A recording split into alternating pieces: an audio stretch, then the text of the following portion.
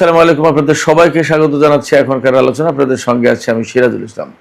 দর্শক, অনেক গুরুত্বপূর্ণ খবর আছে।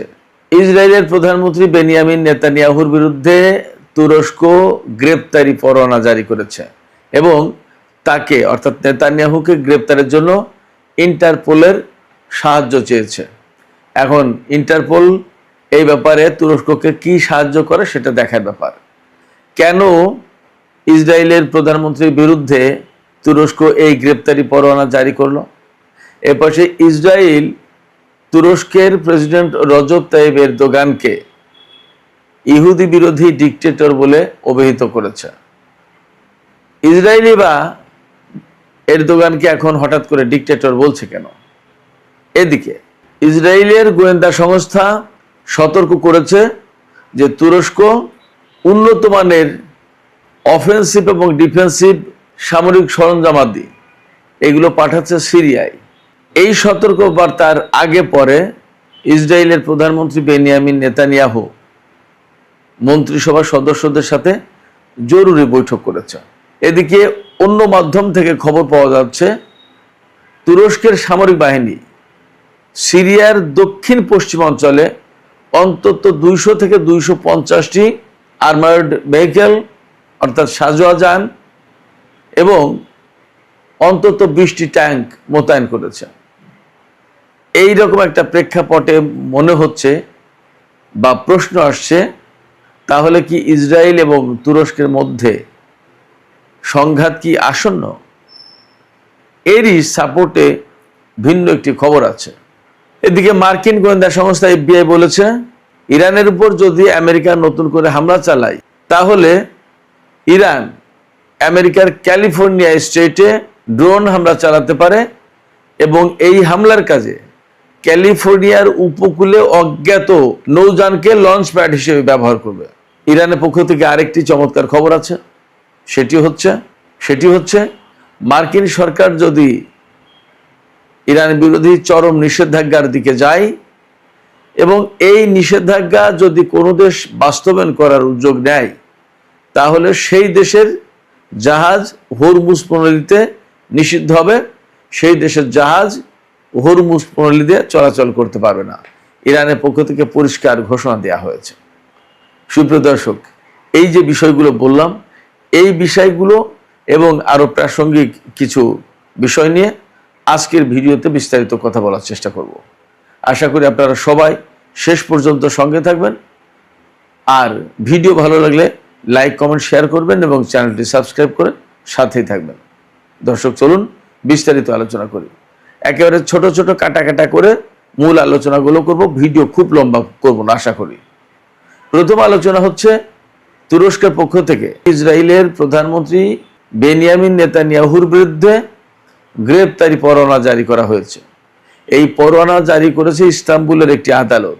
কারণ হচ্ছে গত মে মাসে ফ্লোটিলা সুমুদ গাজার উদ্দেশ্যে রওনা হয়েছিল, আপনাদের নিশ্চয়ই মনে আছে। সেই ফ্লোটিলায় হামলা চালিয়েছিল ইসরায়েলের সামরিক বাহিনী, বিশেষ করে নৌবাহিনী, এবং সেখানে ব্যাপক অত্যাচার নিপীড়ন করেছিল। 1-2জন মারা গিয়েছিল, হয়তো বা যদি মারা নাও যায় তাহলেও প্রচন্ড রকমের নির্যাতনের শিকার হয়েছিল ওই ফ্লোটিলায় অংশ নেওয়া বিভিন্ন দেশের লোকজন। এমনকি নারীদেরকে ধর্ষণ পর্যন্ত করা হয়েছিল বলে অভিযোগ উঠেছিল। এই প্রেক্ষাপটে তুরস্কের আদালতে মামলা করা হয় এবং সেই মামলার একটা গুরুত্বপূর্ণ আইনি পর্যায়ে এসেছে। এই পর্যায়ে নেতানিয়াহু এবং আরো বেশ কিছু মানুষের বিরুদ্ধে, মোট সম্ভবত 36 জন এই মামলার আসামি, তাদের বিরুদ্ধে গ্রেপ্তারি পরোয়ানা জারি করা হয়েছে এবং এই পরোয়ানা যাতে কার্যকর করা যায় সেই জন্য ইন্টারপোলের সাহায্য চাওয়া হয়েছে। এখন প্রশ্ন হচ্ছে ইন্টারপোল সাহায্য করতে পারবে কিনা। ইন্টারপোল তথ্য দিয়ে সাহায্য করতে পারে। আর সবচেয়ে বড় কথা হচ্ছে ধর্ম, বর্ণ, বিদ্বেষ, রাজনৈতিক নেতা এইরকম প্রেক্ষাপটে সম্ভবত তারা এই রকমের আহ্বানে সাড়া দেয় না বা দেবে না। আর সবচেয়ে বড় কথা, আন্তর্জাতিক অঙ্গনে এখনো যেহেতু ইসরায়েল এবং আমেরিকার প্রভাব রয়েছে, সেক্ষেত্রে ইন্টারপোল কতদূর সাড়া দেবে সেটা দেখার ব্যাপার। ইন্টারপোল অবশ্যই পশ্চিমা প্রভাবিত একটি পুলিশ সংস্থা। ইন্টারপোলের রেড নোটিশ জারি করার পর তুরস্কের প্রেসিডেন্ট রজব তাইয়িপ এরদোগানকে ইসরায়েলি সরকার ইহুদি বিরোধী ডিকটেটর বা স্বৈর শাসক হিসেবে মন্তব্য করেছে। বাস্তব কথা হচ্ছে এই মুহূর্তে ইসরায়েল এবং তুরস্কের ভেতরে খানিকটা টানাপোড়েন সৃষ্টি হয়েছে।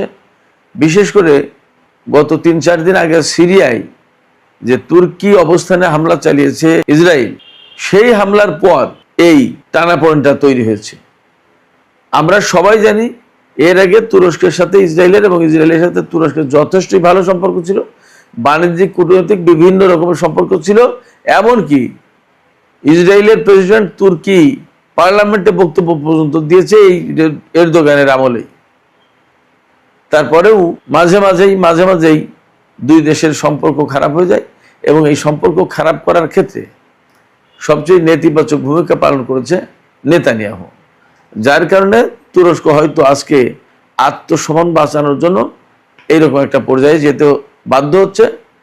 বিশেষ করে সিরিয়ায় তারা তুরস্ক যে বিমান ঘাঁটি পুনর্নির্মাণের কাজ করছিল সেই জায়গায় ইসরায়েল হামলা চালিয়েছে। ওটা তুরস্কের সার্বভৌমত্বের উপরেই হামলা চালানোর মতো। সেই জায়গায় এখনো তুরস্ক সামরিকভাবে কিন্তু ইসরায়েলের বিরুদ্ধে কোনো জবাব দেয়নি। বাট দুই দেশের পক্ষে অর্থাৎ ইসরায়েল এবং তুরস্কের ভেতরে, দুই দেশের ভেতরে বা দুই পক্ষের ভেতরে একটা চরম উত্তেজনা কাজ করছে এবং ক্রমেই এই উত্তেজনা বেড়ে চলেছে। এইরকম একটা প্রেক্ষাপটে তুরস্ক এবং ইসরায়েলের ভেতরে যে টানাপোড়েন সৃষ্টি হয়েছে, এই অবস্থায় এক পক্ষ আর এক পক্ষকে নানা ধরনের বক্তব্য দিচ্ছে, ঘায়েল করছে, কথা বলছে ইত্যাদি ইত্যাদি। তবে এরই মধ্যে মনে হচ্ছে যে উত্তেজনাটা বেশ মারাত্মক আকার ধারণ করেছে। তার কারণ হচ্ছে ইসরায়েলের গোয়েন্দা সংস্থাগুলো সতর্ক করে বলছে যে তুরস্ক সিরিয়ার দক্ষিণ পশ্চিমাঞ্চলে অর্থাৎ সেই প্রায় গোলান, কুনেত্রা, দারা এই সমস্ত এলাকায় অর্থাৎ দামেস্ক ছাড়িয়ে সামনে, রাজধানী দামেস্ক ছাড়িয়ে আরও সামনে গেলে ইসরায়েলি সীমান্তের দিকে বলা যায় যে সাজোয়া যান, আর্মার্ড ভেহিকেল এবং ট্যাঙ্ক মোতায়েন করেছে। বলা হচ্ছে 200 থেকে 250 আর্মার্ড ভেহিকেল এবং অন্তত 20টি ট্যাঙ্ক মোতায়েন করেছে। ইসরায়েলি গোয়েন্দা সংস্থার দাবি এটা। আরও বিভিন্ন খবর থেকে, বিশেষ করে ইসরায়েলি গণমাধ্যম থেকে বলা হচ্ছে যে তেল আবিব নেটো জোটের আর্টিকেল 5টা বিশেষভাবে বিশ্লেষণ করে দেখছে। এর মূল কারণ হচ্ছে যে সাম্প্রতিক যে উত্তেজনা বা যে টানাপোড়েন সৃষ্টি হয়েছে, এই টানাপোড়েন থেকে যদি সামরিক সংঘাতের দিকে যায় তাহলে কি পরিস্থিতি দাঁড়াবে। কারণ তুরস্ক হচ্ছে নেটো জোটের সদস্য। এখন নেটো জোটের সদস্য দেশের উপর হামলা চালালে তাহলে তো নেটো জোট আসতে বাধ্য, ইসরায়েলের বিরুদ্ধে যুদ্ধ করবে। কিন্তু সেই প্রেক্ষাপটটা কীরকম হবে, এবং নেটো জোটের অন্য সদস্যদের সবার সাথে তো ইসরায়েলের সম্পর্ক খুব ভালো। এটা তো বেসিক্যালি পশ্চিমা জোট। তো যাতে নেটো জোট বিব্রত না হয় সেই জন্য ইসরায়েল বুদ্ধি করছে যে তুরস্ক যখন সিরিয়ায় অবস্থান করছে বা সাইপ্রাসে অর্থাৎ তুরস্কের ভূখণ্ডের বাইরে যখন অবস্থান করছে তখন ওটা রাষ্ট্র হিসেবে তুরস্কের উপরে হামলা না, সেইভাবেই গণ্য করা হবে। এবং হয় সিরিয়ায় অথবা উত্তর সাইপ্রাসে তুর্কি অবস্থানে বড় রকমের হামলা করতে পারে ইসরায়েল। এটা ইসরায়েলের হায়ুম পত্রিকার খবর। তা ব্যাপারটা যদি তাই হয় তাহলে দুই পক্ষের ভেতরে একটা বড় রকমের সামরিক সংঘাতের আশঙ্কা আছে। গতকালকে কিন্তু আমরা খবর দিয়েছিলাম যে ভূমধ্যসাগরের এমন কিছু এলাকায় তুরস্কের যুদ্ধ জাহাজের আনাগোনা ঘোরাঘুরি বা অবস্থান করতে দেখা যাচ্ছে, যেখানে তুরস্ক কখনোই সাধারণত যুদ্ধ জাহাজ পাঠাতো না, সেই জায়গায় যুদ্ধ জাহাজ দেখা যাচ্ছে। এবং এমন খবরও বেরিয়েছে যে ইসরায়েল এবং তুরস্কের যুদ্ধ জাহাজ মুখোমুখি অবস্থানে চলে যাচ্ছে কোথাও কোথাও। তার মানে একটা সামরিক সংঘাতের আশঙ্কা আছে। এবং ইসরায়েল সিরিয়ায় যে তুর্কি অবস্থানে হামলা চালিয়েছে ওটা তো জেনে শুনে হামলা চালিয়েছে, এবং সেটা একেবারে তুরস্কের সীমান্তের কাছে। এগুলো জেনে শুনেই করেছে, এবং এটা মোটেই ইসরায়েল কুণ্ঠাবোধ করবে না তুরস্কের উপরে হামলা চালানোর ব্যাপারে। এগুলো তুরস্ককে অনেক আগেই হুঁশ হওয়া দরকার ছিল, আগেই তার খেয়াল করা দরকার ছিল। যাই হোক, এখন পরিস্থিতি এইরকম। এই অবস্থায় তুরস্ক কী করবে এবং ইসরায়েল কী করবে, আমার ব্যক্তিগত বিশ্লেষণ হচ্ছে তারা দুই পক্ষই ভেতরে ভেতরে পুনর্মূল্যায়ন করছে, আলাপ আলোচনা করছে এবং সিদ্ধান্ত নেওয়ার চেষ্টা করছে। তাতে যা ভাবভঙ্গি মনে হয় দুই পক্ষের ভেতরে ছোটখাটো হলেও একটা সংঘর্ষ হতে পারে। সুপ্রিয় দর্শক, এবার আমি ইরান প্রসঙ্গে একটু আসি। আপনারা সবাই জানেন, আমরা গত 2 দিন ধরে আলোচনা করে আসছি যে আমেরিকা ইরানের বিরুদ্ধে কঠোর নিষেধাজ্ঞা আরোপের চেষ্টা করছে এবং ডোনাল্ড ট্রাম্প তো বলেছেন যে ইকোনমিক ডুমসডে ঘটাবে, অর্থাৎ ইরানকে একদম নিষেধাজ্ঞার কিয়ামত বইয়ে দেবে, প্রচন্ড রকমের নিষেধাজ্ঞা দেবে। ইরান কি করবে?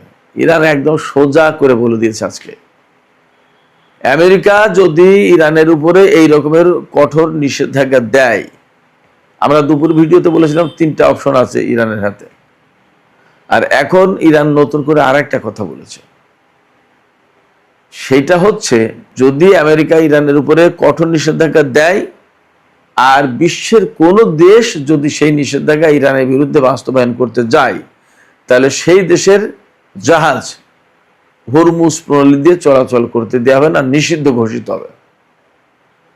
হরমুজ প্রণালী দিয়ে শুধুমাত্র তেলের জাহাজ কিন্তু চলে না, তেলের জাহাজ এর পাশাপাশি বিভিন্ন ধরনের ইলেকট্রনিক পণ্য, তারপরে গাড়ি, সার, সিমেন্ট, মেটাল, বহু পণ্য, গ্যাস, বহু পণ্য কারো না কারোর এই হরমুজ প্রণালীতে আশা রাখবে। বহু কোটি ডলারের বাণিজ্য প্রতিদিন হয় এই হরমুজ প্রণালী দিয়ে। অতএব কারো না কারো জাহাজ আসতে হবে, বাট যে দেশ ইরানের বিরুদ্ধে নিষেধাজ্ঞা কার্যকর করার উদ্যোগ নেবে সেই দেশের জাহাজ হরমুজ প্রণালী দিয়ে চলতে দেবে না ইরান, এটা পরিষ্কার ঘোষণা। ফলে ইরানের হাতে যে 3টি অপশন ছিল মার্কিন নিষেধাজ্ঞা মোকাবেলার, সেই 3টি অপশনের সাথে আরেকটা নতুন অপশন যোগ হলো। এছাড়া চীন এবং রাশিয়া বেশ শক্ত অবস্থান নিয়েছে, কোনো মতেই ইরানের বিরুদ্ধে আমেরিকার এই শক্ত নিষেধাজ্ঞা বাস্তবায়নের সুযোগ দেবে না, তারা সহযোগিতা করবে না। কারণ এই চীন এবং রাশিয়া তারা নিজেরাও প্রায় মাঝে মাঝেই নিষেধাজ্ঞার কবলে পড়ে, আর রাশিয়া তো সেই ইউক্রেন যুদ্ধ শুরুর থেকেই নিষেধাজ্ঞার কবল আছে। এই দুটি দেশ এখন বুঝতে শিখেছে যে ইরানের উপরে নিষেধাজ্ঞা দেওয়ার সুযোগ করে দেওয়া মানেই হচ্ছে তাদের বিরুদ্ধেও আমেরিকা মাঝে মাঝে নিষেধাজ্ঞা দেবে। তারা কি করবে? এই জন্য একেবারে শুরুতেই হয়তো চীন এবং রাশিয়া আমেরিকার বিরুদ্ধে শক্ত অবস্থানে যাবে যে আমরা এই নিষেধাজ্ঞার ভেতরে নেই। এপাশে মার্কিন ফেডারেল ইনভেস্টিগেশন, যেটা অর্থাৎ মার্কিন কেন্দ্রীয় গোয়েন্দা সংস্থা একটা, FBI, তারা বলছে যে যদি আমেরিকা ইরানের উপর নতুন করে হামলা চালায় তাহলে ইরান হয়তো আমেরিকার ক্যালিফোর্নিয়া স্টেটের হামলা চালাতে পারে, ড্রোন হামলা। এবং সেই ড্রোন হামলাটা হবে কিভাবে? সেই ড্রোন হামলাটা হবে আনআইডেন্টিফাইড, অশনাক্তকরণ যুদ্ধযান বা জলযান বা নৌযান, তাকে লঞ্চ প্যাড হিসেবে ব্যবহার করে ক্যালিফোর্নিয়ায় ড্রোন হামলা চালাতে পারে ইরান। এই কথা বলছে আমেরিকার FBI। এই কথার মানে কি? এই কথার মানে হচ্ছে মার্কিন প্রশাসন, মার্কিন গোয়েন্দারা ইরানকে ভয় পাচ্ছে যে এই যুদ্ধ শুধুমাত্র, নতুন করে যদি যুদ্ধ শুরু হয় তাহলে সেই যুদ্ধ শুধুমাত্র ইরানের ভূখণ্ড বা মধ্যপ্রাচ্যে সীমাবদ্ধ থাকবে না, সেই যুদ্ধ ইউরোপে তো ছড়িয়ে যাবে, এমনকি আমেরিকার মাটিতে চলে যেতে পারে। এটাই ভয় পাচ্ছে মার্কিন গোয়েন্দা সংস্থাগুলো। এখানে আমি একটা প্রশ্ন রেখে আজকের আলোচনা শেষ করতে চাই, সেটি হচ্ছে আসলে কি আমেরিকা যদি ইরানের উপর হামলা চালায় তাহলে ইরান আমেরিকার ভেতরে এইরকম ড্রোন ব্যবহার করে অথবা ক্ষেপণাস্ত্র ব্যবহার করে হামলা চালাতে পারে? আপনাদের কি মনে হয়? আপনাদের মতামত জানিয়ে কমেন্টে লিখুন। আর ভিডিও ভালো লাগলে লাইক, কমেন্ট, শেয়ার করবেন এবং চ্যানেলটি সাবস্ক্রাইব করে সাথেই থাকবেন। দর্শক, আপনাদের সবাইকে অনেক ধন্যবাদ জানিয়ে এখনকার আলোচনা এখানে শেষ করছি।